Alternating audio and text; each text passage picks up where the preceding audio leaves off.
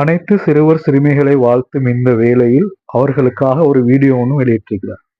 அந்த வீடியோ வந்து ஸ்கிப் பண்ண பாருங்க. மறந்துடாம லைக் போட்டுடுங்க, வீடியோ ஷேர் பண்ணுங்க, சப்ஸ்கிரைப் பண்ணுங்க யூடியூப் சேனல்ல. ஓகே.